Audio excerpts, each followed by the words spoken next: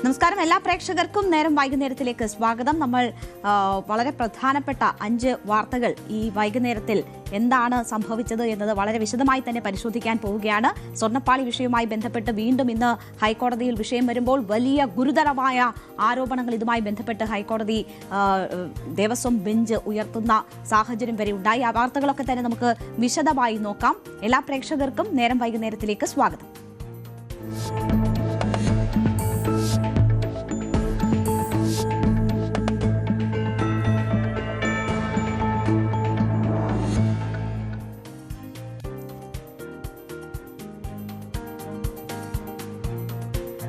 ശബരിമല സ്വർണ്ണക്കടത്തുമായി ബന്ധപ്പെട്ട് നമ്മൾ ഇതുവരെ അറിഞ്ഞതൊന്നുമല്ല യഥാർത്ഥ കാര്യങ്ങൾ. അതിന് പിന്നിൽ വൻ റാക്കറ്റുകൾ ഉണ്ട് എന്ന സൂചന വരികയാണ് ഹൈക്കോടതിയുടെ ഇന്നത്തെ പരാമർശത്തിൽ നിന്ന്. സ്വർണ്ണമോഷണം രാജ്യാന്തര വിഗ്രഹ കടത്തിന്റെ ഭാഗമാണോ എന്ന സംശയമാണ് ഇന്ന് ഈ കേസ് പരിഗണിക്കുമ്പോൾ ഹൈക്കോടതിയുടെ ഭാഗത്തു നിന്നും ഉണ്ടാകുന്നത്. ഈ സ്വർണ്ണപ്പാളി ഉൾപ്പെടെയുള്ളവയുടെ അളവ് വിദേശങ്ങളിൽ ഉൾപ്പെടെ എന്ന് വെച്ചാൽ അതിന്റെ പകർപ്പെടുത്ത് അത് രാജ്യാന്തര മാർക്കറ്റിൽ എത്തിക്കാനുള്ള ശ്രമം നടന്നിട്ടുണ്ട് എന്ന ഗുരുതരമായ ഒരു കണ്ടെത്തൽ അല്ലെങ്കിൽ സംശയം കോടതിയുടെ ഭാഗത്തു നിന്നും ഉണ്ടാവുകയാണ്. ഇന്ന് 2ാം ഘട്ട അന്വേഷണ പുരോഗതി റിപ്പോർട്ട് SIT കോടതിയിൽ സമർപ്പിക്കുകയും അത് പരിശോധിക്കുകയും ചെയ്ത കോടതിയാണ് ഇത്തരം വലിയ ഗുരുതരമായ ഗൗരവമേറിയ സംശയങ്ങളും മറ്റും കോടതിക്ക് പ്രകടിപ്പിക്കേണ്ടുന്ന ഒരു സാഹചര്യം ഉണ്ടാകുന്നത്. മാത്രവുമല്ല, ദേവസ്വം ബോർഡിന്റെ നടപടിക്രമങ്ങളിൽ വലിയ സംശയം കോടതി പ്രകടിപ്പിക്കുകയാണ്. മിനിറ്റ്സ് ഉൾപ്പെടെയുള്ളവ കൃത്യമല്ല എന്ന കാര്യം കോടതി ചൂണ്ടിക്കാട്ടുകയാണ്. ഈ സ്വർണം എത്ര മോഷണം പോയിട്ടുണ്ട്, അതിന്റെ അളവ് പൂർണ്ണമായും കണ്ടെത്തണമെന്ന് പറയുന്നു. അങ്ങനെ വളരെ നിർണായകമായ ചില നിർദ്ദേശങ്ങളും നിരീക്ഷണങ്ങളും ഒക്കെ ഇന്ന് കോടതിയുടെ ഭാഗത്തു നിന്നും ഉണ്ടായിരിക്കുകയാണ്. SITയുടെ ഉദ്യോഗസ്ഥർ ഇന്ന് വളരെ അതീവ രഹസ്യമായാണ് ഈ വിവരങ്ങൾ കോടതിയെ ധരിപ്പിക്കുന്നത്. രഹസ്യമായി പതിവ് പോലെ അടച്ചിട്ട മുറിയിലാണ് കോടതി ഈ വിഷയങ്ങൾ പരിശോധിക്കുകയും ചെയ്തത്. അപ്പോൾ ഇന്ന് എന്താണ് കോടതി പറഞ്ഞത് എന്നത് നമുക്ക് ഡീറ്റെയിൽഡ് ആയി തന്നെ പരിശോധിക്കാം. ശബരിമല സ്വർണ്ണമോഷണം രാജ്യാന്തര വിഗ്രഹ കടത്തിന്റെ ഭാഗമാണെന്ന സംശയം കോടതി പ്രകടിപ്പിക്കുന്നു എന്നതാണ് ഇതിൽ ഏറ്റവും പ്രധാനപ്പെട്ട കാര്യം. ശബരിമലയിലെ സ്വർണ്ണപ്പാളി ഉൾപ്പെടെയുള്ളവയുടെ പകർപ്പെടുത്തുന്നും ഇത് രാജ്യാന്തര മാർക്കറ്റിൽ എത്തിക്കാൻ ശ്രമം നടത്തി എന്നതുമാണ് കോടതി പറയുന്നത്. അത് അനുവദനീയമായ സാഹചര്യത്തിലല്ല അത്തരം പകർപ്പുകൾ ഈ ശ്രീകോവിലിൽ അതിന്റെയൊക്കെ അളവെടുക്കാനുള്ള ശ്രമങ്ങൾ നടന്നതെന്നാണ് കോടതി സംശയം പ്രകടിപ്പിക്കുന്നത്. ശബരിമലയിലെ സ്വർണ്ണപ്പാളി ഉൾപ്പെടെയുള്ളവയുടെ പകർപ്പ് ഈ രീതിയിൽ എടുത്തിട്ടുണ്ട് എന്നതാണ് കോടതി ചൂണ്ടിക്കാട്ടുന്നത്. ഇതിന്റെ പകർപ്പ് നിർമ്മിച്ച് രാജ്യാന്തര മാർക്കറ്റിൽ എത്തിക്കാനുള്ള ശ്രമമാണ് നടന്നതെന്ന് കോടതി പറയുന്നു. ഇത് വൻ വിലയ്ക്ക് വിൽക്കാനായിരുന്നു ശ്രമം എന്നതാണ് കോടതി പറയുന്നത്. നമുക്കറിയാം, ശബരിമലയിലെ പാളി എന്ന് പറഞ്ഞാൽ അല്ലെങ്കിൽ ശബരിമല ക്ഷേത്രവുമായി ബന്ധപ്പെട്ട ഒരു സാധനം എന്ന് പറഞ്ഞാൽ അതിന്റെ മാർക്കറ്റ് വാല്യൂ എങ്ങനെ ഉയരും എന്ന് നമുക്കറിയാം. അപ്പോൾ ആ നിലയിൽ ഒരു വലിയ തട്ടിപ്പിനുള്ള ശ്രമം നടന്നു എന്നതാണ് കോടതി ഇക്കാര്യത്തിൽ സംശയിക്കുന്നത്. സമഗ്രമായി തയ്യാറാക്കിയ പദ്ധതി അനുസരിച്ചായിരുന്നു ഈ പകർപ്പെടുപ്പൽ നടന്നത് എന്ന് കോടതി പറയുന്നു. രാജ്യാന്തര ശൃംഖലയുടെ ഭാഗമായുള്ള കള്ളക്കടത്തുകാരുടെ പദ്ധതിയായിരുന്നോ ഇത് എന്ന കാര്യവും കോടതി സംശയമായി ഉന്നയിക്കുന്നു. കുപ്രസിദ്ധനായ രാജ്യാന്തര കള്ളക്കടത്തുകാരൻ സുഭാഷ് കപൂറിന്റെ പദ്ധതികളുമായി ഇതിന് സാമ്യമുണ്ട് എന്ന ഒരു കാര്യം കൂടി കോടതി ചൂണ്ടിക്കാട്ടുകയാണ്. അപ്പോൾ നമ്മൾ ഇതുവരെ അറിഞ്ഞതിനും പുറത്തേക്ക് ഉള്ള പദ്ധതികൾ ശബരിമലയിലെ സ്വർണ്ണ കവർച്ചയ്ക്ക് പിന്നിൽ ഉണ്ട് എന്നതിന്റെ സൂചനകളാണ് കോടതിയുടെ ഭാഗത്തു നിന്നും വരുന്നത്. മാത്രവുമല്ല, സ്വർണ്ണക്കൊള്ളയുമായി ബന്ധപ്പെട്ട് 2018 മുതലുള്ള ഇടപാടുകൾ അന്വേഷിക്കണം എന്ന് കോടതി നിർദ്ദേശിച്ചിരിക്കുകയാണ്. ശബരിമല ശ്രീകോവിലിന്റെ മുഖ്യവാതിലിൽ സ്വർണം പൂശിയതിലും ക്രമക്കേട് നടന്നു എന്ന സംശയം കോടതി ഇപ്പോൾ പ്രകടിപ്പിക്കുന്നു. വിജയ് മല്യ വാതിൽ പൊതിഞ്ഞ 24 ക്യാരറ്റ് തനിത്തങ്കം ഉണ്ണികൃഷ്ണൻ പോറ്റി തട്ടിയെടുത്തോ എന്ന് അന്വേഷിക്കണമെന്നാണ് കോടതി പറയുന്നത്. അവിടെ പോറ്റിയെ മുൻനിർത്തി വൻ തട്ടിപ്പ് നടന്നതായി സംശയം കോടതി പ്രകടിപ്പിക്കുന്നു. ആ വാതിലിന് എന്ത് പറ്റിയെന്ന് കണ്ടെത്തണമെന്ന് ഹൈക്കോടതി നിർദ്ദേശിക്കുകയാണ്. വിലപിടിപ്പുള്ള എല്ലാത്തിന്റെയും വ്യാജ മാതൃകയുണ്ടാക്കാൻ ശബരിമലയിലെ കട്ടിളപ്പാളി മുതൽ വാതിൽപ്പാളി, ദ്വാരപാലക ശില്പത്തിന്റെ പാളി, അങ്ങനെ വിലപിടിപ്പുള്ള എല്ലാത്തിന്റെയും വ്യാജ പതിപ്പുകൾ ഉണ്ടാക്കി അല്ലെങ്കിൽ വ്യാജ മാതൃകകൾ ഉണ്ടാക്കി തട്ടിപ്പിനുള്ള ശ്രമം നടന്നു എന്നതാണ് കോടതി പറയുന്നത്. അപ്പോൾ വലിയ ആസൂത്രിതമായ പദ്ധതിയാണ് ഇതുമായി ബന്ധപ്പെട്ട് നടന്നതെന്ന് പറയുന്നു. ശബരിമലയിൽ ശബരിമലയിലെ അമൂല്യ വസ്തുക്കൾ പുറത്തേക്ക് കടത്തിയിട്ടുണ്ടോ എന്ന് അന്വേഷിക്കണമെന്നാണ് ഹൈക്കോടതി പറഞ്ഞിരിക്കുന്നത്. ഈ സ്വർണ്ണ തട്ടിപ്പിന് അപ്പുറത്തേക്ക് അന്വേഷണം വ്യാപിപ്പിക്കണം. നേരത്തെ തന്നെ ഗൂഢാലോചന ഉൾപ്പെടെയുള്ള കാര്യങ്ങൾ കോടതി സംശയം പ്രകടിപ്പിച്ചതാണ്. അപ്പോൾ സ്വർണ്ണക്കടത്തിന് അപ്പുറത്തേക്കുള്ള കാര്യങ്ങളിലേക്ക് കൂടി അന്വേഷണം വ്യാപിപ്പിക്കണമെന്ന് പറയുന്നു.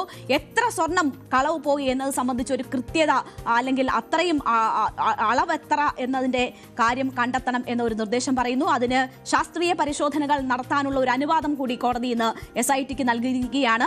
എത്ര സ്വർണം ശബരിമലയിലേത് നഷ്ടപ്പെട്ടു എന്നറിയണമെങ്കിൽ അത് പല ഇടങ്ങളിൽ അന്വേഷണത്തിന്റെ ഭാഗമായി കണ്ടെത്തിയ സ്വർണ്ണങ്ങളുമായും മറ്റും ഒക്കെയുള്ള പരിശോധനകൾ ആവശ്യമാണ്. അപ്പോൾ ശബരിമലയിലെ സ്വർണം എത്രയെന്ന് തിരിച്ചറിയണമെങ്കിൽ അതിന് ശാസ്ത്രീയ പരിശോധന ആവശ്യമായി വരുന്ന ഒരു ഘട്ടമുണ്ട്. അപ്പോൾ ആ ശാസ്ത്രീയ പരിശോധനയ്ക്കുള്ള അനുമതി കൂടി SITക്ക് ഇന്ന് കോടതി നൽകിയിരിക്കുകയാണ്.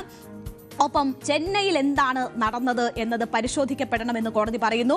ഈ ദേവസ്വം ഉദ്യോഗസ്ഥർ ഉൾപ്പെടെയുള്ളവർ ചെന്നൈയിലെത്തിയപ്പോൾ ഉണ്ണികൃഷ്ണൻ പോറ്റിയുമായി ബന്ധപ്പെട്ടിരുന്നു. അവിടെ എന്താണ് സംഭവിച്ചത്, എന്തൊക്കെ ഇടപാടുകൾ നടന്നു എന്ന കാര്യം അന്വേഷിക്കണമെന്നതാണ് കോടതി പറയുന്നത്. ദേവസ്വം ബോർഡിനെതിരെയും കടുത്ത ഭാഷയിൽ കോടതി വിമർശനം ഉന്നയിക്കുകയാണ്, സംശയങ്ങൾ പ്രകടിപ്പിക്കുകയാണ്. അത് മിനിറ്റ്സുമായി ബന്ധപ്പെട്ടാണ്, കൃത്യമായ അല്ല മിനിറ്റ്സുകൾ ഇവിടെ സൂക്ഷിക്കപ്പെടുന്നത് എന്നൊരു കാര്യം കോടതി നിരീക്ഷിച്ചിരിക്കുന്നു. ബന്ധപ്പെട്ട ദേവസ്വം ബോർഡിനെ രൂക്ഷ ഭാഷയിൽ കോടതി വിമർശിക്കുകയാണ്. മിനിറ്റ്സ് ബുക്കിൽ അടിമുടി ക്രമക്കേടുണ്ട് എന്നതാണ് കോടതി നിരീക്ഷിക്കുന്നത്. മിനിറ്റ്സ് രേഖപ്പെടുത്തിയിട്ടുള്ളത് ക്രമരഹിതമായിട്ടാണ് എന്ന കാര്യം കോടതി ചൂണ്ടിക്കാട്ടുന്നു. ഗുരുതരമായ ക്രമക്കേടുകളാണുള്ളതെന്നും കോടതി വിലയിരുത്തുകയാണ്. നോക്കൂ, ഒരു മിനിറ്റ്സ് ബുക്ക് എന്നൊക്കെ പറയുന്നത് നമ്മൾ എന്താണ് ആ യോഗത്തിൽ നടന്നത് എന്നതിന്റെ ഏറ്റവും ആധികാരികമായ രേഖയായിട്ടാണ് കണക്കാക്കുന്നത്. പക്ഷേ ആ മിനിറ്റ്സ് ബുക്കിൽ പോലും അടിമുടി കള്ളത്തരങ്ങളാണ്, ക്രമക്കേടുകളാണ് എന്ന് കോടതി ചൂണ്ടിക്കാട്ടുന്നു എന്ന് വരുമ്പോൾ ഇതിൽ ദേവസ്വം ഉദ്യോഗസ്ഥർക്കുള്ള പങ്ക് കൂടി സംശയ നിഴലിലാക്കുകയാണ്. ആ ഒരു വലിയ ക്രമക്കേടിന് ഉദ്യോഗസ്ഥ തലത്തിൽ നടന്ന അവരുടെ ശ്രമങ്ങൾ എന്തൊക്കെയാണ് എന്നത് കൂടി വെളിച്ചത്തേക്ക് വരുന്ന സാഹചര്യമാണ്. കോടതിയുടെ ഈ പരാമർശങ്ങൾ നൽകുന്ന സൂചനകൾ അതൊക്കെ തന്നെയാണ്. മാത്രവുമല്ല, ഈ ഉദ്യോഗസ്ഥർ ഉണ്ണികൃഷ്ണൻ പോറ്റിക്ക് അവിടെ ഈ സന്നിധാനത്ത് യഥേഷ്ടം വിഹരിക്കാനുള്ള അനുമതി നൽകിയിരുന്നു എന്ന കാര്യം കോടതി ചൂണ്ടിക്കാട്ടുന്നു. പോറ്റിക്ക് ഉദ്യോഗസ്ഥർ നൽകിയത് അമിത സ്വാതന്ത്ര്യമാണ്. പോറ്റി നടത്തിയ പല ഇടപാടുകളിലും ഉദ്യോഗസ്ഥർ ഒത്താശ ചെയ്തു കൊടുത്തു എന്ന കാര്യം കോടതി ചൂണ്ടിക്കാട്ടുന്നു.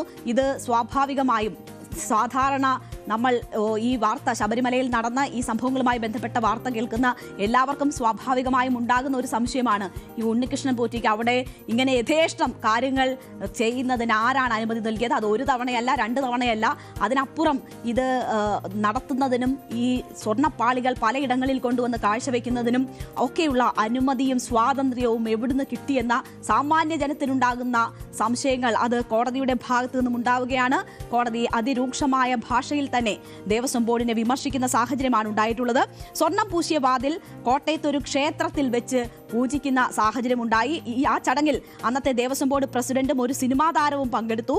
അറ്റകുറ്റപ്പണി നടത്തിയ ശേഷം നേരിട്ട് ക്ഷേത്രത്തിലേക്ക് എത്തിക്കേണ്ടതിന് പകരം ഈ സാധന സാമഗ്രികൾ നാട് നീളെ നടന്ന് പൂജ നടത്തി. ഈ വാതിൽ പാളി ഉൾപ്പെടെയുള്ളവ കൊണ്ടു നടന്ന് പൂജ നടത്തി. ഇത് എങ്ങനെയാണ് ഇതൊക്കെ സംഭവിക്കുന്നത് എന്ന ഒരു കാര്യമാണ് കോടതി ചോദിക്കുന്നത്. അപ്പോൾ എത്ര വലിയ തട്ടിപ്പുകളാണ്, ഈ നിയമലംഘനങ്ങളാണ് ശബരിമലയുമായി ബന്ധപ്പെട്ട് നടന്നത് എന്നതിൻ്റെ വലിയ സംശയങ്ങൾ കോടതിയുടെ ഭാഗത്തു നിന്നും ഉണ്ടാവുകയാണ്. എന്തുമാത്രം സ്വർണം നഷ്ടപ്പെട്ടു എന്നത് കണ്ടെത്തണമെന്ന് കോടതി പറയുന്നു. അതിന് ശാസ്ത്രീയ പരിശോധന ഉൾപ്പെടെ നടത്താനുള്ള നിർദ്ദേശം SITക്ക് നൽകുകയാണ്. ഇപ്പോൾ SITയുടെ പ്രവർത്തനങ്ങളിൽ കോടതി തൃപ്തി രേഖപ്പെടുത്തുന്നുണ്ട്. ശരിയായ ദിശയിലാണ് അന്വേഷണം എന്ന ഒരു നിഗമനത്തിലേക്ക് കോടതി എത്തിയിരിക്കുന്നു എന്ന് വേണം മനസ്സിലാക്കാൻ. പ്രത്യേക അന്വേഷണ സംഘം രണ്ടാമത്തെ അന്വേഷണ പുരോഗതി റിപ്പോർട്ടാണ് ഇപ്പോൾ കോടതിയിൽ സമർപ്പിച്ചിരിക്കുന്നത്. അതിനോടൊപ്പം തന്നെ വിജിലൻസും ഈ അന്വേഷണ പുരോഗതി റിപ്പോർട്ട് കോടതിയിൽ സമർപ്പിക്കുന്ന സാഹചര്യമുണ്ടായി. സ്വർണ്ണക്കൊള്ളയുമായി ബന്ധപ്പെട്ട കത്തിടപാടുകളെക്കുറിച്ചുള്ള റിപ്പോർട്ടാണ് ദേവസ്വം വിജിലൻസ് ഇന്ന് പുതുതായി സമർപ്പിച്ചിരിക്കുന്നത്. അപ്പോൾ അന്വേഷണം തകൃതിയായി നടക്കുകയാണ്. ആ അന്വേഷണം മുന്നോട്ട് പോകുമ്പോൾ ഇത് അന്താരാഷ്ട്ര മാർക്കറ്റിൽ എത്തിച്ച് തട്ടിപ്പ് നടത്താനുള്ള വലിയ ഗൂഢപദ്ധതിയുടെ ഭാഗമാണോ എന്നൊരു സംശയം കോടതി ചോദിക്കുന്നു. മാത്രവുമല്ല, ദേവസ്വം ബോർഡിനെ മുൾമുനയിൽ നിർത്തുന്ന രീതിയിൽ അല്ലെങ്കിൽ അവരുടെ ചുമലിൽ ആണ് കുറ്റം എന്ന് കണ്ടെത്താൻ കഴിയുന്ന തരത്തിലേക്കുള്ള സംശയങ്ങൾ കോടതി ഉയർത്തുന്നുണ്ട്. അത് മിനിറ്റ്സ് ബുക്കുമായി ബന്ധപ്പെട്ടാണ്. മിനിറ്റ്സ് ബുക്ക് ക്രമരഹിതമാണ് എന്ന ഒരു വലിയ ആരോപണം ഇതുമായി ബന്ധപ്പെട്ട് കോടതി ചൂണ്ടിക്കാട്ടുകയാണ്. അപ്പോൾ പലരും ഇതുമായി ബന്ധപ്പെട്ട് ഉദ്യോഗസ്ഥ തലത്തിൽ ദേവസ്വം ബോർഡുമായി ബന്ധപ്പെട്ടൊക്കെയുള്ള പലർക്കും ഇതിൽ പങ്കുണ്ട്. അവരാണ് ഉണ്ണികൃഷ്ണൻ പോറ്റിക്ക് അമിത സ്വാതന്ത്ര്യം കൊടുത്ത് ഈ ഇടപാടുകളൊക്കെ നടത്താനുള്ള വല വിരിച്ചതും വഴി ഒരുക്കിയതും എന്ന് വ്യക്തമാകുന്ന ഒരു സാഹചര്യമാണ്. അതിനെക്കുറിച്ചൊക്കെയുള്ള ചോദ്യങ്ങളാണ് കോടതി ചോദിച്ചിരിക്കുന്നത്. എന്തായാലും വലിയ രീതിയിൽ ഇതുമായി ബന്ധപ്പെട്ട് ദേവസ്വം ബോർഡ് പ്രതിസന്ധിയിലാകുന്ന ഒരുപാട് ചോദ്യങ്ങൾക്ക് ഉത്തരം പറയേണ്ടി വരുന്ന ഒരു സാഹചര്യം സംജാതമാകുന്നു എന്ന് വേണം മനസ്സിലാക്കാൻ. ഇതിൽ പ്രധാനപ്പെട്ട നിരീക്ഷണങ്ങളും നിർദ്ദേശങ്ങളും കോടതിയുടെ ഭാഗത്തു നിന്നും ഉണ്ടാകുമ്പോൾ മന്ത്രി VN വാസവൻ പറയുന്നു, അന്വേഷണം ശരിയായ ദിശയിൽ പോവുകയാണ്, ഞങ്ങളും അതുതന്നെയാണ് പ്രതീക്ഷിക്കുന്നത്. അന്വേഷണം നടക്കട്ടെ, കോടതിയുടെ പരിഗണനയിലിരിക്കുന്ന വിഷയത്തിൽ കൂടുതൽ പ്രതികരിക്കാനില്ല. പ്രത്യേക അന്വേഷണ സംഘം നന്നായി കേസ് അന്വേഷിക്കുന്നു എന്നതാണ് മന്ത്രി VN വാസവൻ പറയുന്നത്. അത് സന്തോഷകരമാണ്. അതുതന്നെയാണ് സർക്കാരും ആഗ്രഹിക്കുന്നത്. നന്നായി അന്വേഷിച്ച് എല്ലാ കാര്യങ്ങളിലും വെളിയിൽ വരണം, അന്വേഷണ റിപ്പോർട്ട് പുറത്തു വരട്ടെ, അതിനുശേഷം കൂടുതൽ മറുപടികൾ പറയാം എന്നാണ് മന്ത്രി VN വാസവൻ ഇതുമായി ബന്ധപ്പെട്ട് പറഞ്ഞത്.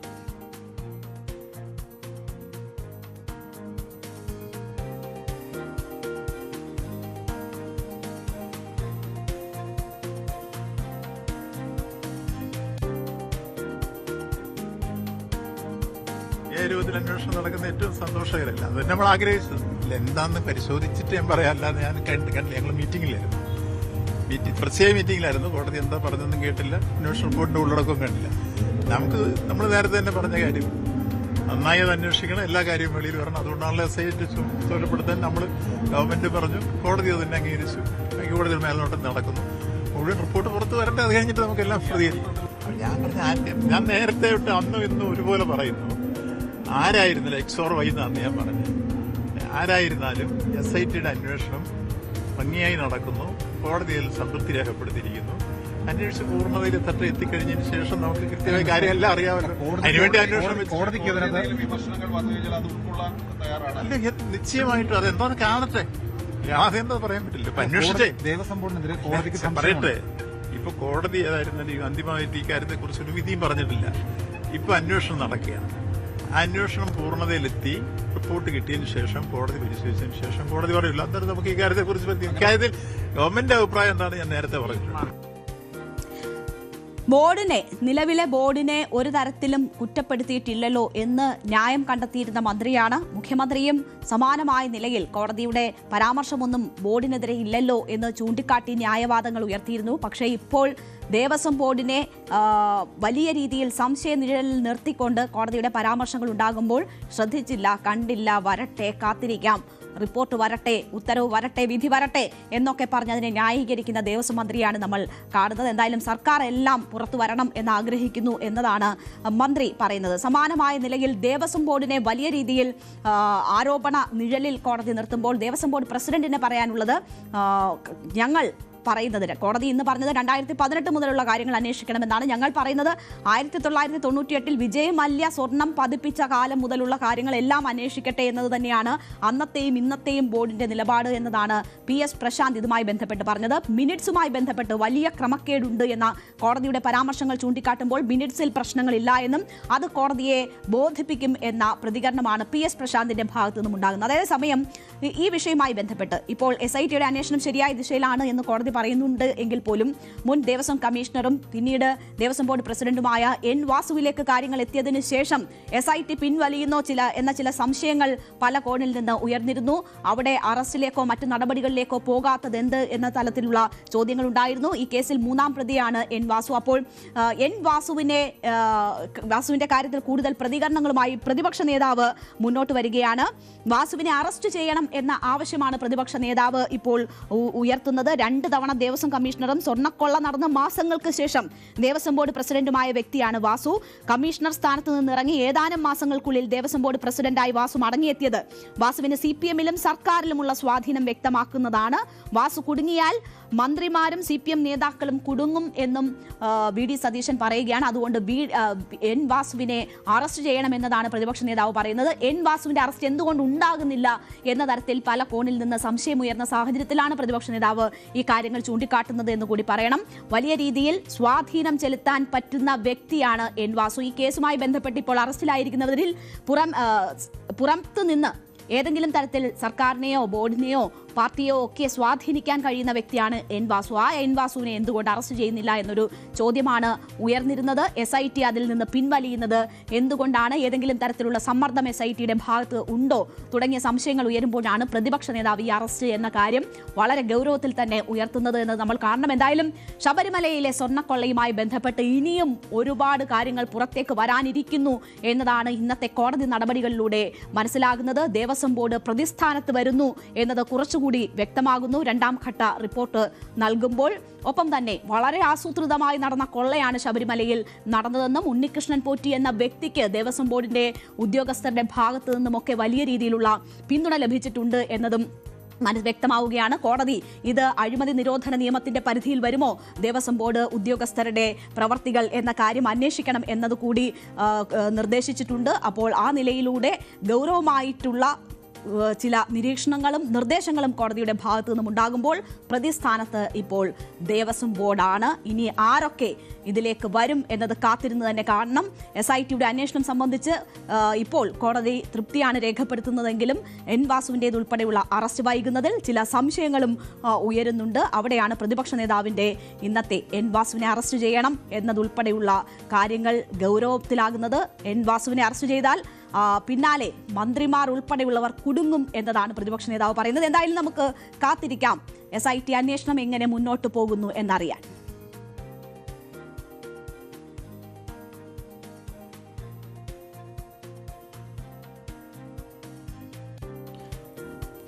ഇന്ന് ദേശീയ രാഷ്ട്രീയവുമായി ബന്ധപ്പെട്ട് വളരെ നിർണായകമായ മറ്റൊരു ദിവസമാണ്. അത് രാഹുൽ ഗാന്ധി കഴിഞ്ഞ 2 തവണകളിലായി വാർത്താ സമ്മേളനം നടത്തി പുറത്തുവിട്ട വോട്ട് ചോരിയുമായി ബന്ധപ്പെട്ടുള്ള വാർത്തകൾ നമുക്കുണ്ട്. അത് കർണാടകയുമായി ബന്ധപ്പെട്ടും മറ്റുമുള്ള വാർത്തകളാണ് കഴിഞ്ഞ തവണ രാഹുൽ ഗാന്ധി പുറത്തുവിട്ടതെങ്കിൽ ഇപ്പോൾ ഹരിയാനയുമായി ബന്ധപ്പെട്ട് നടന്ന വോട്ട് കൊള്ളയുടെ വലിയ ഞെട്ടിക്കുന്ന വിവരങ്ങളാണ് രാഹുൽ ഗാന്ധി പുറത്തുവിട്ടിരിക്കുന്നത്. സർക്കാർ ചോരി എന്ന് പറഞ്ഞ് നടത്തിയ വാർത്താ സമ്മേളനത്തിലാണ് ഹരിയാനയിലെ നിയമസഭാ തെരഞ്ഞെടുപ്പ് അട്ടിമറിക്കാൻ നടന്ന ശ്രമങ്ങൾ തെളിവ് സഹിതം രാഹുൽ ഗാന്ധി വാർത്താ സമ്മേളനത്തിലൂടെ വ്യക്തമാക്കിയത്. ഏതാണ്ട് 25 ലക്ഷം വോട്ടുകൾ അവിടെ തിരിമറി നടന്നു എന്നതാണ് രാഹുൽ ഗാന്ധി ഇന്ന് വാർത്താ സമ്മേളനത്തിലൂടെ പറയുന്നത്.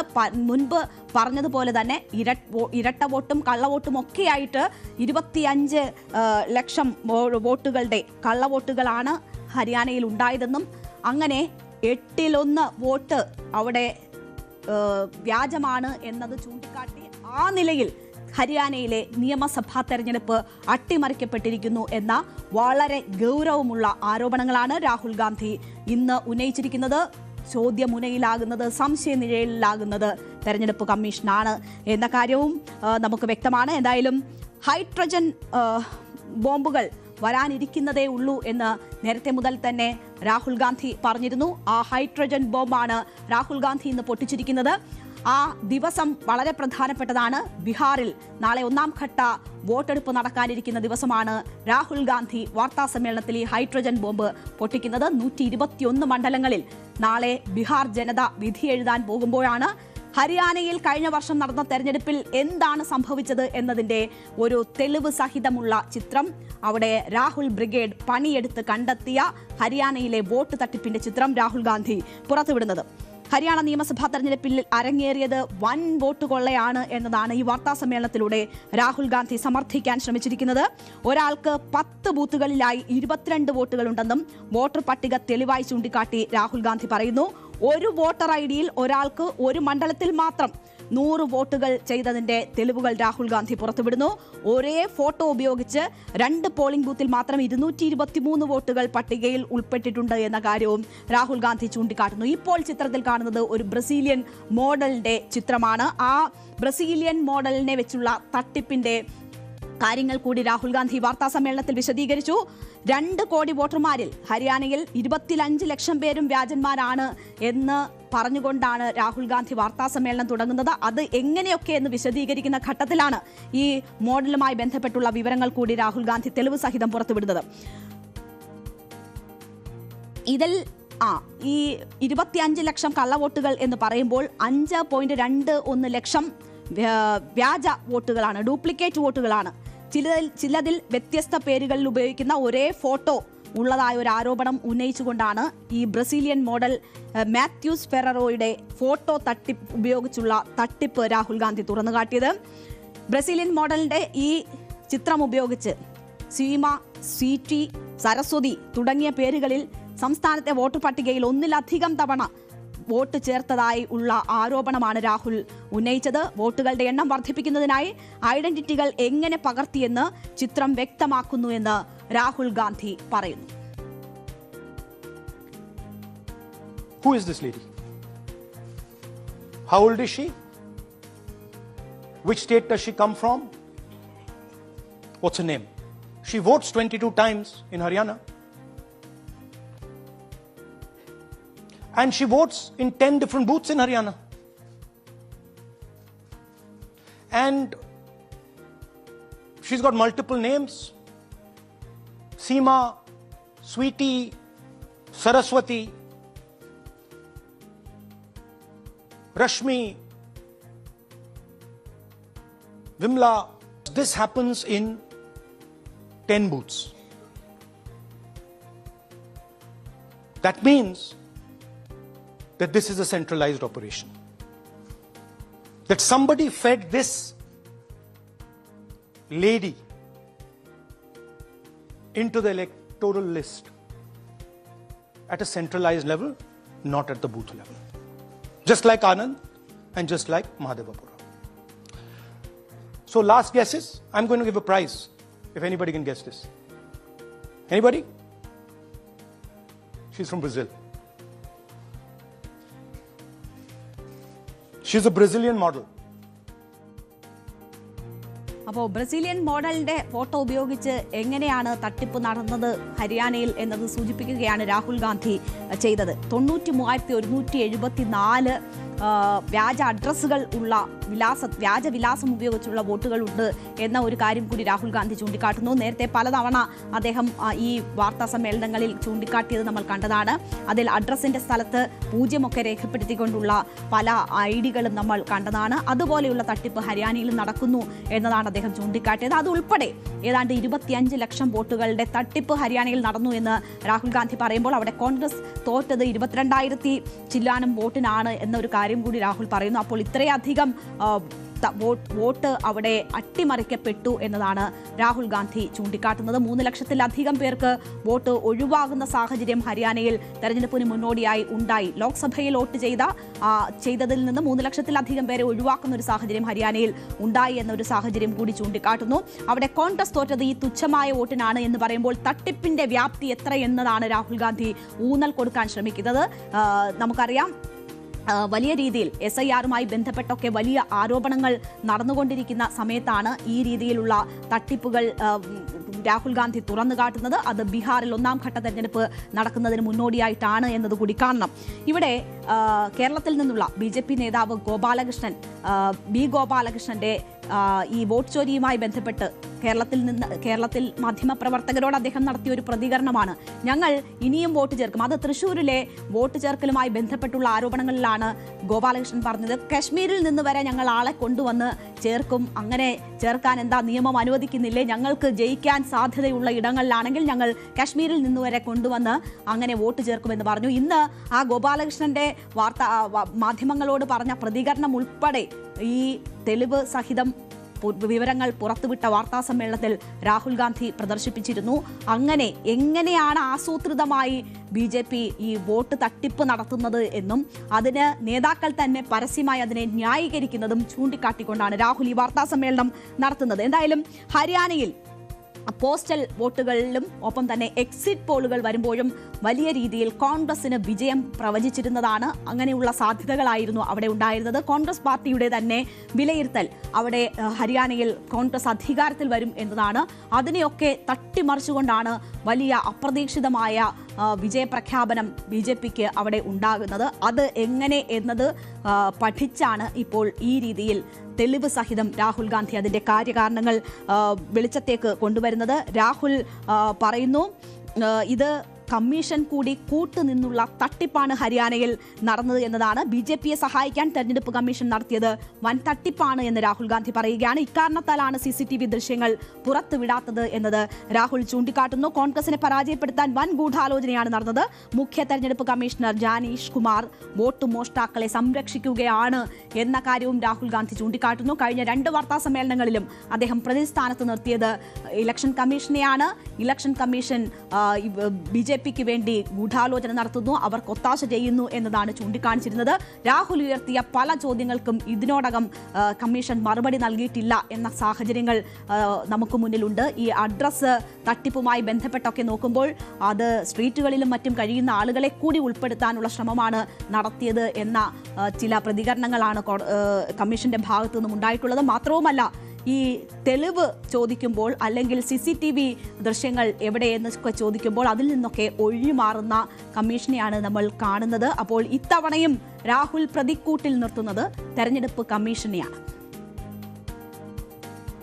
There are thousands of these where the entire large numbers of people are just picked up and they have the opportunity because they belong to are associated with the BJP, where they have the opportunity to be a voter in UP, to be a voter in Haryana, to be a voter in Madhepura, to be a voter in Varanasi. This option is available to the BJP. This is the vyavastha that man was talking about. Listen to this. അതിനകത്ത് യാതൊരു സംശയവുമില്ല. ജയിക്കാൻ വേണ്ടി വ്യാപകമായി ഞങ്ങൾ vote ചേർക്കും. ഞങ്ങൾ ജയിക്കാൻ ഉദ്ദേശിച്ച മണ്ഡലങ്ങളിൽ ഞങ്ങൾ ജമ്മു കാശ്മീരിൽ നിന്നും ആൾക്കാരെ കൊണ്ടുവന്ന് 1 വർഷം താമസിപ്പിച്ച് വോട്ട് ചെയ്യിപ്പിക്കും. ഒരു സംശയമില്ല. He's saying it. He knows it. And we've proved it. Do you have any doubts? അപ്പോൾ ഗോപാലകൃഷ്ണനുമായി ബന്ധപ്പെട്ട് ഗോപാലകൃഷ്ണന്റെ മാധ്യമങ്ങളോടുള്ള പ്രതികരണം ചൂണ്ടിക്കാട്ടി രാഹുൽ സംസാരിച്ചത് കൂടിയാണ് കേൾക്കുന്നത്. എന്തായാലും ഈ തട്ടിപ്പുകൾക്കൊക്കെ ഇത് BJP നേതാവ് സ്വയം പറഞ്ഞതാണ്. അത് നിയമം അനുശാസിക്കുന്നതാണ്. ഞങ്ങൾ കശ്മീരിൽ നിന്ന് വരെ ആളുകളെ കൊണ്ട് ചേർത്ത് വോട്ട് രേഖപ്പെടുത്തും, ജയിക്കും എന്നത് BJP നേതാവ്, ഒരു സംസ്ഥാന നേതാവ് പറഞ്ഞതാണ്. അപ്പോൾ അതുപോലെ പറഞ്ഞുകൊണ്ട് നടത്തുന്ന തട്ടിപ്പിൽ, ആസൂത്രിതമായി നടത്തുന്ന തട്ടിപ്പിൽ തെരഞ്ഞെടുപ്പ് കമ്മീഷൻ കൂട്ടുനിൽക്കുന്നു എന്നതാണ് രാഹുൽ ഗാന്ധി വലിയ ആരോപണമായി ഇതിൽ ഉന്നയിച്ചത്. പക്ഷേ രാഹുലിന്റെ ഈ ആരോപണങ്ങളെല്ലാം പതിവ് പോലെ കമ്മീഷൻ തള്ളിക്കളയുകയാണ് ചെയ്തത്. വോട്ടർ പട്ടിക കൊടുത്ത എല്ലാ രാഷ്ട്രീയ പാർട്ടികൾക്കും കൊടുത്തതാണ്. ആ സമയത്തൊന്നും യാതൊരു പരാതിയും ഇതുമായി ബന്ധപ്പെട്ട് ഉയർത്താതെ ഇപ്പോൾ ഈ പരാതി ഉയർത്തുന്നത് ശരിയല്ല എന്ന കാര്യമാണ് തെരഞ്ഞെടുപ്പ് കമ്മീഷൻ ചൂണ്ടിക്കാട്ടുന്നത്. രാഹുൽ ഗാന്ധിക്ക് ആ രീതിയിലുള്ളൊരു മറുപടിയാണ് തെരഞ്ഞെടുപ്പ് കമ്മീഷന്റെ ഭാഗത്തു നിന്നും ഉണ്ടാകുന്നത്. ഒരു പരാതിയും വോട്ടേഴ്സ് ലിസ്റ്റുമായി ബന്ധപ്പെട്ട് വന്നിട്ടില്ല എന്ന് കമ്മീഷൻ പറയുന്നു. പരാതികൾ ഉണ്ടെങ്കിൽ അറിയിക്കേണ്ട കോൺഗ്രസിന്റെ BLOമാരും പോളിംഗ് ഏജന്റുമാരും എന്ത് ചെയ്തു എന്ന ഒരു ചോദ്യം കൂടി ഇതിൽ തെരഞ്ഞെടുപ്പ് കമ്മീഷൻ ചോദിക്കുന്നു. ഇരട്ട വോട്ടുണ്ടെങ്കിൽ ഒരു പാർട്ടിക്ക് മാത്രം എങ്ങനെ അത് ഗുണകരമാകുന്നു? ഇപ്പോൾ രാഹുൽ ഗാന്ധി ഈ കാണിച്ച ഇരട്ട വോട്ടുകൾ അത് രേഖപ്പെടുത്തിയിട്ടുണ്ടെങ്കിൽ അത് ഏത് രാഷ്ട്രീയ പാർട്ടിക്കാണ് ആ വോട്ട് ലഭിച്ചത് എന്നത് തെളിയിക്കാൻ പറ്റില്ലല്ലോ. അത് ഒരു രാഷ്ട്രീയ പാർട്ടിക്ക് മാത്രമാണ് ലഭിച്ചതെന്ന് എങ്ങനെയാണ് ആരോപിക്കാൻ കഴിയുക എന്ന ചോദ്യമാണ് ഇപ്പോൾ തെരഞ്ഞെടുപ്പ് കമ്മീഷൻ ഇതുമായി ബന്ധപ്പെട്ട് ചോദിക്കുന്നത്. അതേസമയം BJP രൂക്ഷമായ വിമർശനവുമായി രാഹുലിനെതിരെ രംഗത്ത് വരുന്നത് കൂടി നമ്മൾ കാണുന്നു. രാഹുൽ ഗാന്ധി ഈ തെരഞ്ഞെടുപ്പ് ഫലങ്ങൾ അംഗീകരിക്കാതെ വെറുതെ കരയുകയാണ് എന്ന പരിഹാസം നിറഞ്ഞ വിമർശനം ഒപ്പം തന്നെ പ്രതികരണവുമാണ് ഇതിൽ കേന്ദ്രമന്ത്രി കിരൺ റിജിജുവിന്റെ ഭാഗത്തു നിന്നും ഉണ്ടാകുന്നത്. പരാജയങ്ങളിൽ നിന്ന് രാഹുൽ ഗാന്ധി പാഠം പഠിക്കുന്നില്ല എന്ന് കിരൺ റിജിജു ചൂണ്ടിക്കാട്ടുന്നു. കമ്മീഷനെ ചീത്ത വിളിക്കുകയും കുറ്റപ്പെടുത്തുകയും ചെയ്യുകയാണ് രാഹുൽ. വോട്ടർ പട്ടികയുമായി ബന്ധപ്പെട്ട് പരാതി നൽകാതെ രാഹുൽ ഗാന്ധി കരയുകയാണ് എന്നത് സൂചിപ്പിക്കുകയാണ്. അപ്പോൾ കിരൺ റിജിജു ആണ് ഇതിൽ ഏറ്റവും രാഹുലിനെ അറ്റാക്ക് ചെയ്തതുകൊണ്ട് രംഗത്ത് വരുന്നത് എന്ന് വേണം നമ്മൾ കാണേണ്ടത്. എന്തായാലും രാഹുൽ ഉന്നയിക്കുന്ന ആരോപണങ്ങൾക്ക് അടിസ്ഥാനമില്ല എന്നതാണ് BJPയുടെ ഇതുമായി ബന്ധപ്പെട്ടുള്ള പ്രതികരണം.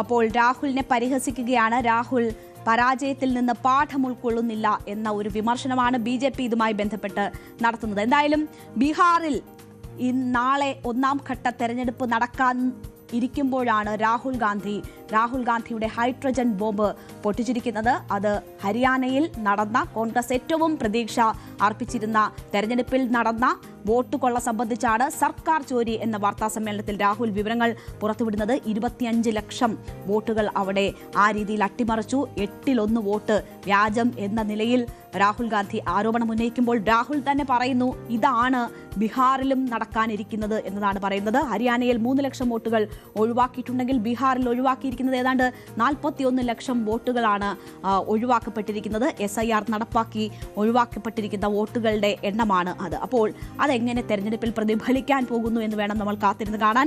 ബീഹാറിൽ നടക്കാൻ പോകുന്നതിന്റെ തെളിവുകളും പുറത്തുവിടുമെന്ന് രാഹുൽ പറയുമ്പോൾ ഒരു പക്ഷേ അത് നേരത്തെ കൂട്ടി പരാജയം സമ്മതിക്കുന്നതിന്റെ സൂചനയാണോ, അല്ലെങ്കിൽ അവിടെയും തട്ടിപ്പ് ഹരിയാനയിൽ നടന്നതുപോലെ തട്ടിപ്പ് നടത്തി ഞങ്ങളെ അട്ടിമറിക്കുന്നു എന്ന് സ്വയം സമ്മതിക്കുന്നതിന്റെ സൂചനയാണോ എന്നൊരു സംശയം കൂടി ഉയരുന്നുണ്ട്. എന്തായാലും അവിടെ നാളെ 1ാം ഘട്ട വോട്ടെടുപ്പ് നടക്കാനിരിക്കുകയാണ്. തെരഞ്ഞെടുപ്പ് കമ്മീഷനെയും കേന്ദ്ര സർക്കാരിനെയും പ്രതിക്കൂട്ടിലാക്കിക്കൊണ്ട് രാഹുൽ ഗാന്ധി ചോദ്യങ്ങൾ ഉന്നയിക്കുന്നത് ഇത് ആദ്യമല്ല.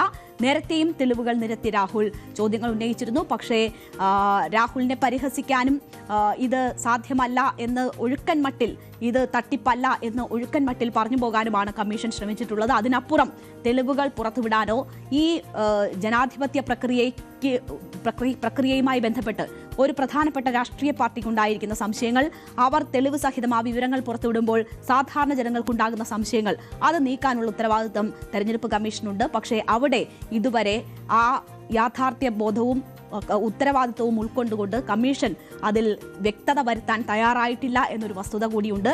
നാളെ ബീഹാറുമായി ബന്ധപ്പെട്ട് നിർണായക തെരഞ്ഞെടുപ്പുകളിലേക്ക് നടക്കുമ്പോൾ സംശയനിഴലിലാണ് കമ്മീഷൻ എന്ന് പറയാതെ വയ്യ. പലതരത്തിലുള്ള തട്ടിപ്പുകൾ നടക്കുന്നു, ആ തട്ടിപ്പിന് കമ്മീഷൻ കൂട്ടുനിൽക്കുന്നു എന്ന ആരോപണം കമ്മീഷൻ നേരിടുമ്പോൾ ഇനി നടക്കാനിരിക്കുന്ന ഈ തെരഞ്ഞെടുപ്പ് പ്രക്രിയകൾ സുതാര്യമാകുമോ എന്ന ഒരു സംശയം ഒരു സാധാരണ പൗരനെ സംബന്ധിച്ച് മനസ്സിലുണ്ടാകും. അത് നീക്കാനുള്ള ഉത്തരവാദിത്വം കമ്മീഷന്റേതാണ്. അത് നീക്കി സുതാര്യമാണ് ഞങ്ങളുടെ പ്രവർത്തനം എന്ന് ബോധ്യപ്പെടുത്താനുള്ള ഉത്തരവാദിത്വം തെരഞ്ഞെടുപ്പ് കമ്മീഷന് ഉണ്ട്. So you can understand that there was no election in Haryana. And it's very clear who is responsible for the theft. These gentlemen colluded with the BJP to ensure that the Congress could not win the election in Haryana. The Election Commission is in partnership with the Prime Minister and the Home Minister, and they have destroyed the democratic foundations of this country. There is absolutely nothing in this presentation that has not been backed by 100% proof. Every single piece of data that we've used here comes from the Election Commission, is from their records, is from their voter list. We have just checked it and cross-checked it and shown you what the reality of Indian democracy is. നമുക്ക് ഒരു ഇടവേള എടുക്കാം. ഇടവേളയ്ക്ക് ശേഷം മറ്റു വാർത്തകളിലേക്ക് തിരിച്ചെത്താം.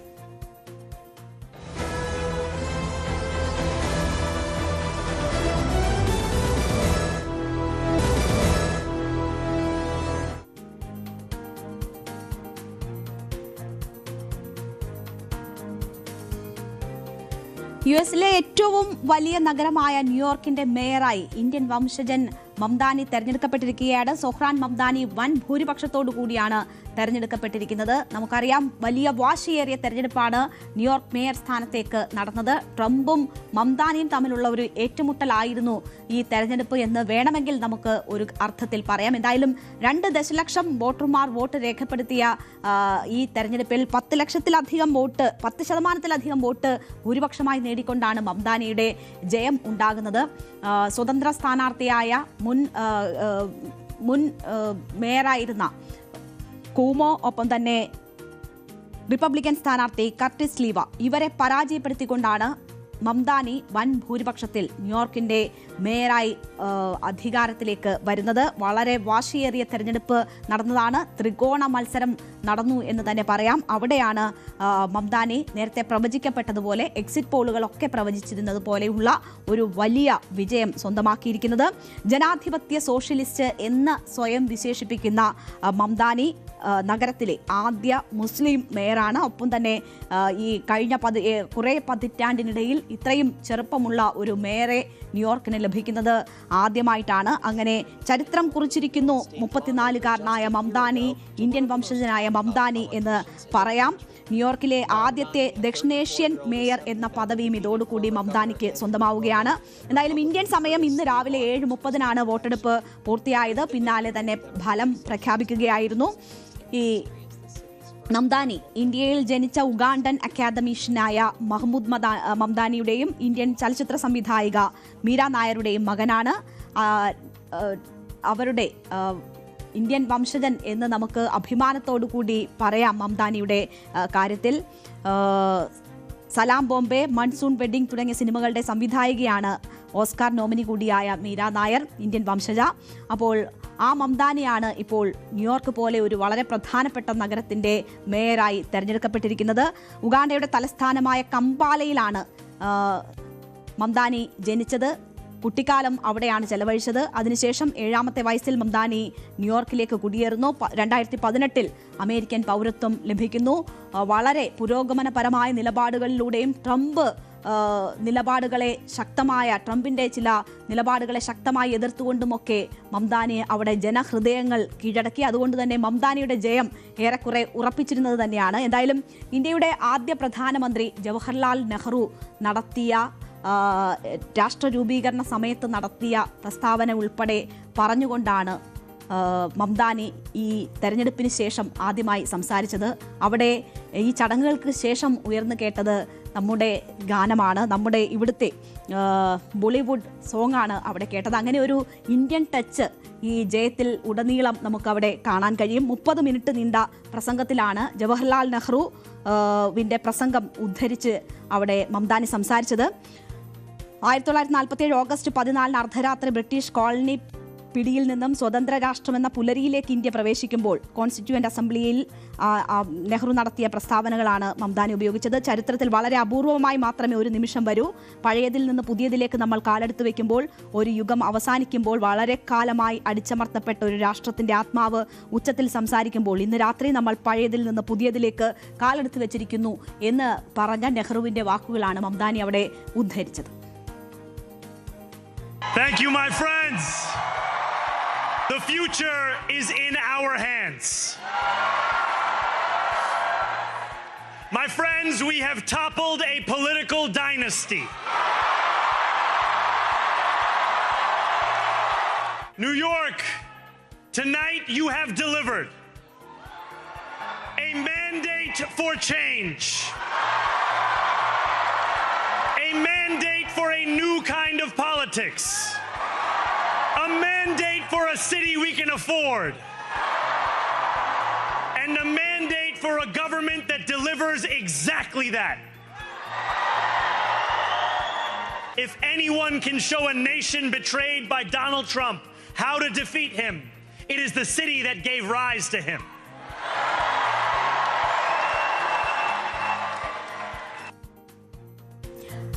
അപ്പോൾ മംദാനി അവിടെ ജയിക്കുമ്പോൾ യഥാർത്ഥത്തിൽ തോറ്റത് ഡൊണാൾഡ് ട്രംപാണ്. മംദാനി പുരോഗമന ആശയങ്ങൾ പറയുകയും സാധാരണക്കാരുടെ പ്രശ്നങ്ങൾക്കൊക്കെ ഒപ്പം നിൽക്കുകയും ചെയ്യുന്ന വ്യക്തിയാണ്. അങ്ങനെ ഒരു പൊതുപ്രവർത്തകനാണ്. പലപ്പോഴും ട്രംപിന്റെ നയങ്ങളെ തുറന്ന് എതിർത്തിട്ടുള്ള വ്യക്തി കൂടിയാണ് മംദാനി. അവിടെ മംദാനി മത്സരിക്കുമ്പോൾ ട്രംപ് പല വിധത്തിൽ ഭീഷണി സ്വരങ്ങൾ ഉയർത്തിയിരുന്നു. മംദാനി ജയിച്ചാൽ ന്യൂയോർക്കിനുള്ള ഫണ്ട് വെട്ടിക്കുറയ്ക്കും എന്നതുൾപ്പെടെയുള്ള ഭീഷണി ട്രംപിന്റെ ഭാഗത്തു നിന്നും ഉണ്ടായിരുന്നു. റിപ്പബ്ലിക്കൻ സ്ഥാനാർത്ഥി മത്സരിക്കാനുണ്ടായിട്ടും അവിടെ സ്വതന്ത്രനായി മത്സരിച്ച കുമോയെയാണ് ട്രംപ് പിന്തുണച്ചിരുന്നത്. അതിന് ട്രംപ് കാരണമായി ചൂണ്ടിക്കാട്ടിയത് ഒരു കമ്മ്യൂണിസ്റ്റാണ് മംദാനി. ഒരു മോശം ഡെമോക്രാറ്റും ഒരു കമ്മ്യൂണിസ്റ്റുകാരനും പരസ്പരം ഏറ്റുമുട്ടുകയാണെങ്കിൽ തൻ്റെ പിന്തുണ എപ്പോഴും ആ മോശം ഡെമോക്രാറ്റിനായിരിക്കും എന്നതാണ് അതിന് കാരണമായി ട്രംപ് പറഞ്ഞത്. ട്രംപിൻ്റെ പല നിലപാടുകളും കുടിയേറ്റത്തിനെതിരായിട്ടൊക്കെയുള്ള ട്രംപിൻ്റെ നിലപാടുകളെ തുറന്നെതിർത്തിട്ടുണ്ട് മംദാനി. അതുകൊണ്ട് തന്നെ മംദാനിയെ ട്രംപ് ശത്രുവായി പ്രഖ്യാപിച്ചിരുന്നു. മംദാനിയുടെ തെരഞ്ഞെടുപ്പ് തോൽവി ഉറപ്പാക്കാൻ ട്രംപ് പഠിച്ച പണി 18 ശ്രമിച്ചിരുന്നു. അവസാനം ഭീഷണിയുടെ സ്വരത്തിൽ ന്യൂയോർക്കിനുള്ള ഫണ്ട് വെട്ടിക്കുറയ്ക്കും എന്നതുപോലും ട്രംപ് പറഞ്ഞിരുന്നതാണ്. പക്ഷേ ആ വെല്ലുവിളികളൊക്കെ ഏറ്റെടുത്തുകൊണ്ടാണ് ഇപ്പോൾ സൊഹ്റാൻ മംദാനി അവിടെ നിന്ന് ജയിക്കുന്നത്. അത് ട്രംപിനേറ്റ തിരിച്ചടി എന്ന് തന്നെ നമുക്ക് പറയാം.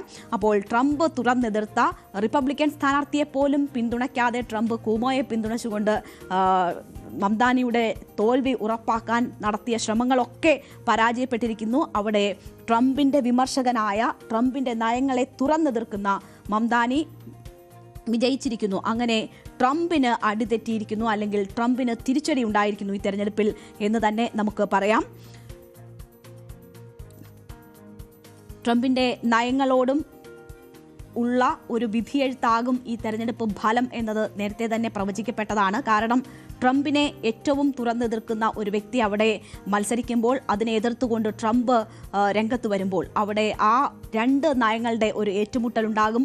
അതിൽ ആരാണ് ജയിക്കുന്നത്, ഏത് നയങ്ങൾക്കാണ് ജനം ഒപ്പം നിൽക്കുന്നത്, വോട്ട് ചെയ്യുന്നത് എന്നതിൻ്റെ ഒരു പരീക്ഷണം കൂടിയാകും ഈ തെരഞ്ഞെടുപ്പ് എന്നത് നേരത്തെ തന്നെ സൂചിപ്പിച്ചിരുന്നതാണ്. അങ്ങനെ നോക്കുമ്പോൾ ട്രംപിന് ഈ തെരഞ്ഞെടുപ്പ് ഫലം ഒരു തിരിച്ചടിയാണ്. അത് ചില സൂചനകൾ നൽകുന്നതാണ്. 2026 ഇടക്കാല തെരഞ്ഞെടുപ്പിലേക്കൊക്കെ പോകാനിരിക്കുന്ന സാഹചര്യത്തിൽ ട്രംപിൻ്റെ കുടിയേറ്റ നയങ്ങൾ, ഒപ്പം തന്നെ ഗാസയിൽ ഉൾപ്പെടെ ഇസ്രയേൽ നടത്തുന്ന കടന്നുകയറ്റം, അതിനോട് ട്രംപ് സ്വീകരിക്കുന്ന നിലപാട്, ഇതുമായി ബന്ധപ്പെട്ടൊക്കെയുള്ള വിഷയങ്ങളിൽ കൃത്യമായി നിലപാട് പറയുന്ന വ്യക്തിയാണ് മംദാനി. ഗാസയിലെ ഇസ്രയേൽ കടന്നുകയറ്റത്തിനെതിരെ ശക്തമായ ഭാഷയിൽ പ്രതികരിച്ചിട്ടുള്ള വ്യക്തിയാണ് മംദാനി. അതുകൊണ്ടൊക്കെ തന്നെ ട്രംപ് ഈ വിഷയങ്ങളുമായി ബന്ധപ്പെട്ട് സ്വീകരിക്കുന്ന നിലപാടുകൾ, അതിൽ മാറ്റങ്ങൾ ഉണ്ടാകുമോ എന്നുള്ള കാര്യങ്ങൾ, അല്ലെങ്കിൽ ഇനി ജനങ്ങൾ, അമേരിക്കൻ ജനത എങ്ങനെയാണ് ഈ കാര്യങ്ങളിൽ ചിന്തിക്കുന്നത് എന്നതിൻ്റെ ഒരു വിധിയെഴുത്ത് കൂടിയാണ് ന്യൂയോർക്കിൽ ഈ മേയർ തെരഞ്ഞെടുപ്പിൽ ഉണ്ടായിരിക്കുന്നത്. മാത്രവുമല്ല, ഡെമോക്രാറ്റുകൾക്കിടയിലും അത് പല വിധത്തിലുള്ള ചിന്തകൾക്ക് വഴിവെക്കും. കാരണം ഡെമോക്രാറ്റുകളിൽ തന്നെ രണ്ട് വിഭാഗങ്ങളുണ്ട്. അതിൽ ഏറ്റവും പുരോഗമനപരമായ നിലപാടുകൾ സ്വീകരിക്കുകയും ഈ അമേരിക്കയുടെ കുടിയേറ്റ ഗാസ നിലപാടുകൾ ഒക്കെ, ഇപ്പോൾ പിന്തുടരുന്ന നിലപാടുകളൊക്കെ തുറന്നെതിർക്കുകയും ചെയ്യുന്ന മംദാനി തെരഞ്ഞെടുക്കപ്പെടുമ്പോൾ, ജനങ്ങൾ അങ്ങനെ ഒരു പിന്തുണ മംദാനിക്ക് നൽകുമ്പോൾ ഡെമോക്രാറ്റുകൾക്കിടയിലും ഇത് വലിയ ചർച്ചകൾക്ക് വഴിവെക്കും എന്ന് തന്നെയാണ് കരുതുന്നത്. എന്തായാലും അമേരിക്കയെ സംബന്ധിച്ച് വളരെ നിർണായകമായിട്ടുള്ള ഒരു തെരഞ്ഞെടുപ്പാണ് ഉണ്ടായിരിക്കുന്നത്. അതിൻ്റെ ഫലം ഒരുപാട് സൂചകങ്ങൾ നൽകുന്നതാണ്. അവിടെ ഒരു കമ്മ്യൂണിസ്റ്റ് ഭരണാധികാരി, താൻ ഒരു ഡെമോക്രാറ്റിക് സോഷ്യലിസ്റ്റ് എന്നതാണ് മംദാനി എപ്പോഴും അവകാശപ്പെടുന്നത്. പക്ഷേ അതൊരു കമ്മ്യൂണിസ്റ്റ് വിജയമായി ലോകമെമ്പാടും ആഘോഷിക്കപ്പെടുകയാണ്. നമുക്ക് നമ്മുടെ നാട്ടിലുമൊക്കെ കാണാം, സമൂഹ മാധ്യമങ്ങളിലൊക്കെ അത്തരം പ്രതികരണങ്ങൾ വന്നുകൊണ്ടിരിക്കുകയാണ്. ഇടതുപക്ഷ നേതാക്കൾ, കമ്മ്യൂണിസ്റ്റുകാരൊക്കെ അത് തങ്ങളുടെ ഒരു ജയം എന്ന നിലയിൽ സമൂഹ മാധ്യമങ്ങളിലൊക്കെ ആഘോഷിക്കുന്നത് നമ്മൾ കണ്ടുവരികയാണ്. എന്തായാലും അമേരിക്കയെ സംബന്ധിച്ച് ഒരുപാട് സൂചകങ്ങൾ നൽകുന്നതാണ് മംദാനിയുടെ തെരഞ്ഞെടുപ്പ്.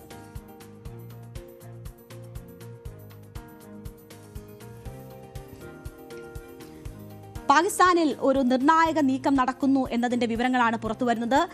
പാകിസ്ഥാന്റെ സൈനിക മേധാവി അസിം മുനീറിന് കൂടുതൽ ഭരണപരമായ ഇടപെടലിന് സാധ്യമാക്കുന്ന ഭരണഘടനാ ഭേദഗതിക്ക് പാകിസ്ഥാൻ തയ്യാറെടുക്കുന്നു എന്ന വിവരങ്ങളാണ് അവിടെ നിന്ന് വന്നുകൊണ്ടിരിക്കുന്നത്. നമുക്കറിയാം, അസിം മുനീറുമായി ബന്ധപ്പെട്ട് ഇപ്പോൾ തന്നെ ഫീൽഡ് മാർഷലായ അസിം മുനീറിന് ഓപ്പറേഷൻ സിന്ദൂറിന് ശേഷം സ്ഥാനക്കയറ്റം നൽകിയിരുന്നതാണ്.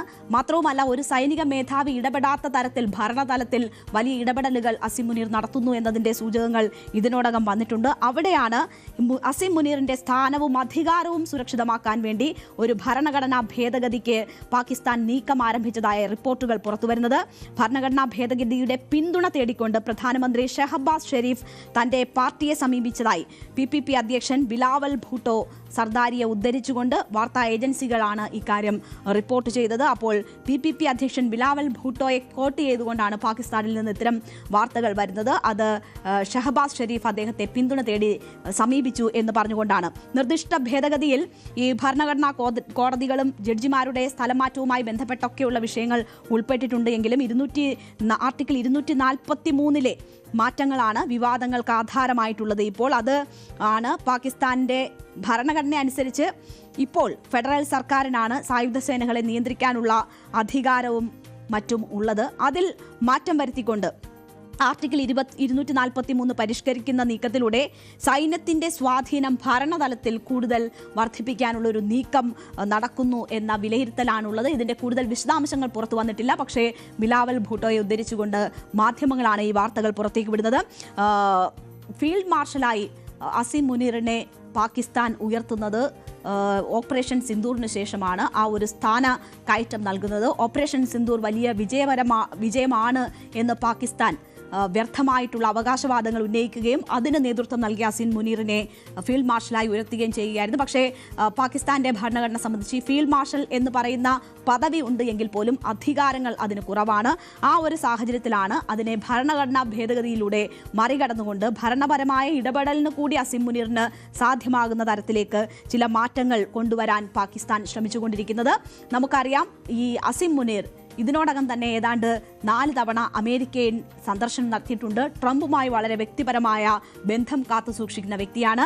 ട്രംപ് വിരുന്ന് സൽക്കാരത്തിന് അസീം മുനീറിനെ ക്ഷണിച്ചത് നമ്മൾ കണ്ടതാണ്. അതിനുശേഷം പല കൂടിക്കാഴ്ചകളും അസീം മുനീറും ട്രംപുമായി ഉണ്ടായിട്ടുണ്ട്. അപ്പോൾ ഒരു ഭരണതലത്തിൽ നടക്കേണ്ടുന്ന ചർച്ചകളിൽ അസീം മുനീറിന്റെ സാന്നിധ്യം ഇതിനോടകം തന്നെ ചോദ്യം ചെയ്യപ്പെട്ടതാണ്. സൗദിയിൽ നടന്ന നിർണായക പ്രതിരോധ കരാറുമായി ബന്ധപ്പെട്ടുള്ള കൂടിക്കാഴ്ചകളിലൊക്കെ അസീം മുനീറിന്റെ സാന്നിധ്യമുണ്ടായിരുന്നു. അപ്പോൾ ഭരണതലത്തിൽ നടക്കുന്ന ചർച്ചകളിൽ എന്തിന് കരസേനാ മേധാവി പങ്കെടുക്കുന്നു, സേനാ മേധാവി പങ്കെടുക്കുന്നു എന്ന ചോദ്യം പല കോണിൽ നിന്നും ഉയരുമ്പോഴാണ് അതിന് ഭരണഘടനാപരമായ സാധുത തന്നെ നൽകിക്കൊണ്ട് അസീം മുനീറിന് വിശിഷ്ടമായ പദവി നൽകാൻ, അതിന് ഭരണഘടന ഭേദഗതി കൊണ്ടുവരാൻ പാകിസ്ഥാൻ ആലോചിക്കുന്നത്. എന്തായാലും നമ്മൾ പലതവണ പാകിസ്ഥാനിൽ സൈനിക അട്ടിമറികൾ നടന്നത് കണ്ടിട്ടുള്ളതാണ്. സൈന്യം അവിടുത്തെ ഭരണം കൈയാളുന്നത് കണ്ടിട്ടുള്ളതാണ്. പക്ഷേ ഇപ്പോൾ സൈന്യത്തിന് ഭരണഘടനാപരമായി തന്നെ ആ അധികാരത്തിലേക്ക് ഇടപെടാനുള്ള വഴിയൊരുക്കാനാണ് ഇപ്പോൾ ഈ ഭരണഘടനാ ഭേദഗതി എന്ന നീക്കം നടക്കുന്നത് എന്ന് വേണം മനസ്സിലാക്കാൻ. അപ്പോൾ അസീം മുനീറുമായി ബന്ധപ്പെട്ട് പല വിധത്തിലുള്ള സംശയങ്ങൾ ഇതുമായി ബന്ധപ്പെട്ടൊക്കെ നിലനിൽക്കുന്നുണ്ട്.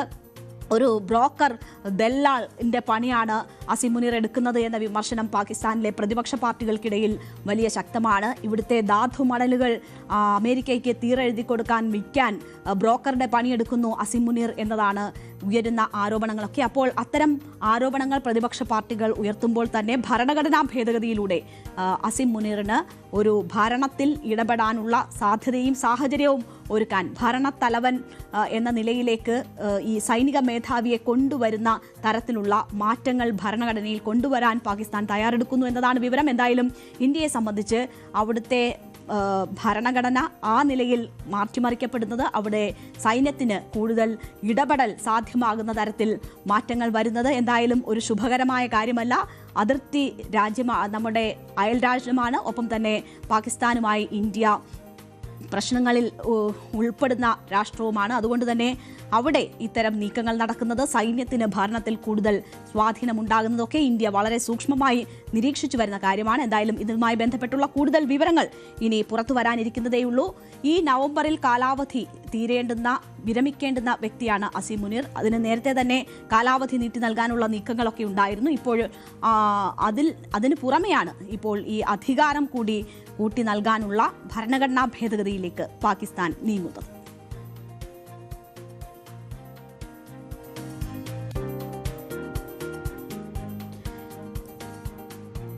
ഈ സെപ്റ്റംബർ 27-നാണ്, കഴിഞ്ഞ സെപ്റ്റംബർ 27-നാണ് കരൂരിൽ വലിയ ഒരു ദുരന്തം ഉണ്ടാകുന്നത്. വിജയ് പങ്കെടുത്ത റാലിയിൽ വലിയ രീതിയിലുള്ള തിക്കും തിരക്കും അനുഭവപ്പെടുകയും 41 മനുഷ്യരുടെ ജീവൻ നഷ്ടപ്പെടുകയും ചെയ്യുന്നത് നമ്മൾ കണ്ടതാണ്. ആ കേസുമായി ബന്ധപ്പെട്ട്, ആ സംഭവവുമായി ബന്ധപ്പെട്ട് CBI അന്വേഷണം ഉൾപ്പെടെ നടക്കുകയാണ്. വലിയ രീതിയിൽ വിജയുടെ രാഷ്ട്രീയ ഭാവി അവസാനിപ്പിക്കുമോ എന്ന സംശയം ജനിപ്പിച്ച സംഭവം കൂടിയാണ്. അങ്ങനെ 41 മനുഷ്യർ അവിടെ പിടഞ്ഞു വീണ് മരിക്കുന്ന ഒരു സാഹചര്യത്തിൽ, അല്ലെങ്കിൽ തളർന്നു വീണ് മരിക്കുന്ന ഒരു സാഹചര്യത്തിൽ അവിടെ നിന്ന് സ്വന്തം ജീവൻ രക്ഷിച്ചുകൊണ്ട് ഒളിച്ചോടിയ വ്യക്തിയാണ് വിജയ്. വലിയ വിമർശനങ്ങൾ വിജയ്ക്ക് നേരിടേണ്ടി വന്നിരുന്നു. പക്ഷേ അവിടെ നിന്ന് വിജയ് തിരിച്ചു വരുന്നു എന്നതിൻ്റെ സൂചനകളാണ് ഇന്ന് വരുന്നത്. ഇന്ന് TVKയുമായി ബന്ധപ്പെട്ട് ഒരു പ്രധാനപ്പെട്ട ദിവസമായിരുന്നു. TVKയുടെ ജനറൽ കൗൺസിൽ യോഗം ഇന്ന് നടന്നു. അവിടെ ആ വേദിയിലൂടെ വിജയ് ഒരു തിരിച്ചുവരവിൻ്റെ സൂചനകളാണ് നൽകുന്നത്. ജനറൽ കൗൺസിൽ യോഗത്തിൽ പൊതുവേദിയിലെത്തിയിരിക്കുന്നു വിജയ്. ഈ ജനറൽ കൗൺസിൽ 12 പ്രമേയങ്ങൾ പാസാക്കി. പലതും വളരെ പ്രധാനപ്പെട്ട കേന്ദ്ര സർക്കാരിനും സംസ്ഥാന സർക്കാരിനുമെതിരായ അവരുടെ നയങ്ങൾക്കെതിരായ വിമർശനങ്ങൾ ഉൾപ്പെടുന്നവയായിരുന്നു. അങ്ങനെ 12 പ്രമേയങ്ങൾ പാസാക്കിയിട്ടുണ്ട്. അതിലേറ്റവും പ്രധാനപ്പെട്ട ഒന്ന് മുഖ്യമന്ത്രി സ്ഥാനാർത്ഥിയായി ഈ വിജയിയെ ഉയർത്തിക്കാട്ടുന്നു TVK എന്നതാണ്. നേരത്തെ കരൂർ ദുരന്തത്തിന് ശേഷം ഇനി ഒറ്റയ്ക്ക് TVKക്ക് നിലനിൽപ്പില്ല എന്ന തരത്തിലുള്ള വാർത്തകൾ ഉണ്ടായിരുന്നു. അതുകൊണ്ട് തന്നെ പല വിധത്തിലുള്ള സഖ്യ സാധ്യതകൾ തേടുന്നു എന്ന വാർത്തകൾ ഉണ്ടായിരുന്നു. BJP NDA മുന്നണിയിലേക്ക് ക്ഷണിക്കുന്നു TVK എന്ന വാർത്തയുണ്ടായിരുന്നു. AEADMK അവർക്കൊപ്പം നിർത്താനുള്ള ശ്രമം നടത്തുന്നു എന്ന വാർത്തകൾ ഉണ്ടായിരുന്നു. എന്തായാലും ആ സഖ്യ സാധ്യതകളൊക്കെ തള്ളിക്കൊണ്ടുള്ള ഒരു പ്രഖ്യാപനമാണ് ഇന്ന് TVKയുടെ ഭാഗത്തു നിന്നും ഉണ്ടാകുന്നത്. മുഖ്യമന്ത്രി സ്ഥാനാർത്ഥി 2026 വിജയി ആയിരിക്കുമെന്ന വലിയൊരു പ്രഖ്യാപനം TVKയുടെ ഭാഗത്തു നിന്നും ഉണ്ടാകുന്നു. മാത്രവുമല്ല, ഭാവിയിലുള്ള സഖ്യ സാധ്യതകൾ തേടുന്നതിനുള്ള നിർദ്ദേശം അല്ലെങ്കിൽ അതിനുള്ള അവകാശം TVK വിജയിയെ ഏൽപ്പിക്കുകയും ചെയ്തിരിക്കുകയാണ്. അപ്പോൾ മുഖ്യമന്ത്രി സ്ഥാനാർത്ഥിയായി ഉയർത്തിക്കാട്ടുമ്പോൾ സഖ്യ നീക്കത്തിനുള്ള മറ്റു പാർട്ടികളുടെ ശ്രമങ്ങൾ അത് ഉണ്ടാകില്ല എന്ന് അടിവരയിടുക കൂടിയാണ് TVK ചെയ്തിരിക്കുന്നത്. അങ്ങനെ വിജയ് ഒരു വലിയ തിരിച്ചുവരവിൻ്റെ സാധ്യതകളും സൂചനകളും നൽകുകയാണ്. മാത്രവുമല്ല, നേരത്തെ പല റാലികളിലുമൊക്കെ കേന്ദ്ര സർക്കാരിനെ BJPയുടെ നയങ്ങളെയൊക്കെ വലിയ അതിരൂക്ഷമായി വിമർശിക്കുന്ന വിജയെ നമ്മൾ കണ്ടിട്ടുണ്ട്. അതിനുശേഷമാണ് സഖ്യ സാധ്യതകൾ ഉണ്ടാകുമോ എന്ന തരത്തിലുള്ള വലിയ വാർത്തകളൊക്കെ വരുന്നത്. ഇപ്പോൾ ഈ ജനറൽ കൗൺസിലിൽ വീണ്ടും കേന്ദ്ര സർക്കാരിനെയും ഒപ്പം തന്നെ സംസ്ഥാന സർക്കാരിനെയും അതിരൂക്ഷമായി വിമർശിച്ചുകൊണ്ടാണ് TVKയുടെ നടപടിക്രമങ്ങൾ പൂർത്തിയാകുന്നത്. അത്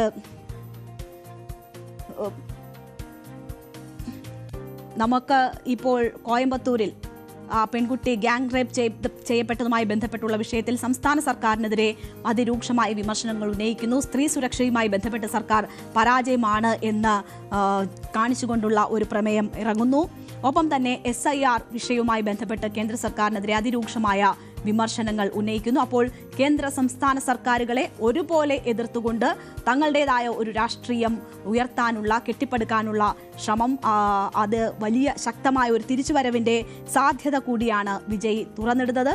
സഖ്യസാധ്യത പൂർണ്ണമായും തള്ളുകയാണ്. 2026 തെരഞ്ഞെടുപ്പിൽ വിജയ് മുഖ്യമന്ത്രി സ്ഥാനാർത്ഥിയായി ഉയർത്തിക്കാട്ടുന്നു. ഒപ്പം തന്നെ ആ രീതിയിൽ രാഷ്ട്രീയ പ്രവർത്തനങ്ങൾ കൂടുതൽ സജീവമാക്കാനുള്ളൊരു നീക്കം കൂടിയാണ് ഇന്ന് ഉണ്ടായിട്ടുള്ളത്. കരൂർ ദുരന്തത്തിൽ അനുശോചനം രേഖപ്പെടുത്തിക്കൊണ്ട് അതൊരു ഗൂഢാലോചനയാണ്, അപ്രതീക്ഷിതമായ അപകടമാണ് എന്ന് കാണിച്ചുകൊണ്ടുള്ള ഒരു പ്രമേയം കൂടി ഈ യോഗത്തിൽ പാസാക്കുകയുണ്ടായി. നേരത്തെ തന്നെ വിജയ് ഒരു തരത്തിലും ഈ സഖ്യ സാധ്യതകൾ തേടില്ല എന്ന തരത്തിലുള്ള സൂചനകൾ പല കോണിൽ നിന്ന് വന്നിരുന്നു. കാരണം വിജയ്ക്ക് മുഖ്യമന്ത്രിയാവുക എന്നതാണ് ലക്ഷ്യം. അപ്പോൾ മറ്റേതെങ്കിലും പാർട്ടികൾക്ക് മുഖ്യമന്ത്രിയെ സൃഷ്ടിക്കാൻ വേണ്ടി വിജയ് അവർക്കൊപ്പം പോകില്ല എന്നത്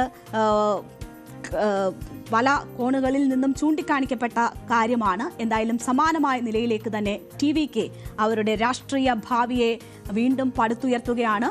കരൂർ ദുരന്തത്തിൽ നിന്നും ഏറ്റ തിരിച്ചടി, അതിൽ നിന്ന് പാഠം ഉൾക്കൊണ്ട് വിജയ് മുന്നോട്ട് പോകുമോ അതോ ഇനി ഈ പ്രതീക്ഷകൾക്ക് മങ്ങലേൽക്കുന്നോ എന്നൊക്കെയുള്ളത് നമുക്ക് കാത്തിരുന്ന് മാത്രമേ കാണാൻ കഴിയുകയുള്ളൂ. എന്തായാലും അവർ ഒരു തിരിച്ചുവരവിൻ്റെ പാതയിലാണ് എന്ന സൂചനകളാണ് ഇന്നത്തെ ജനറൽ കൗൺസിൽ യോഗം നൽകുന്നത്. നമ്മുടെ ഇന്നത്തെ സമയം ഇവിടെ പൂർണ്ണമാവുകയാണ്. എല്ലാ പ്രേക്ഷകർക്കും നന്ദി. ഇടവേളയ്ക്ക് ശേഷം ലൈവ് at 6 കാണാം.